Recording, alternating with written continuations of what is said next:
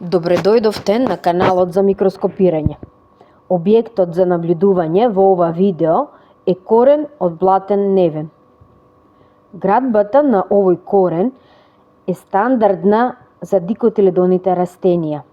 На површината коренот е покриен со епидермис, уште наречен ризодермис, кој формира коренови влакненца на одредени места.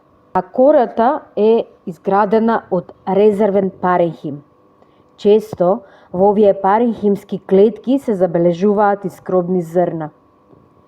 Централниот цилиндар од паренхимот е одделен со ендодермис, кој главно е непропуслив, но клетки пропуснички се поставени блиску до ксилемот.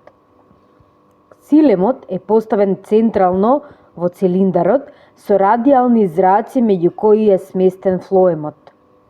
Освен ксилемот и флоемот, во централниот цилиндар се наоѓа и перицикл од релативно недиференцирани клетки кои што можат да формираат секундарен меристем.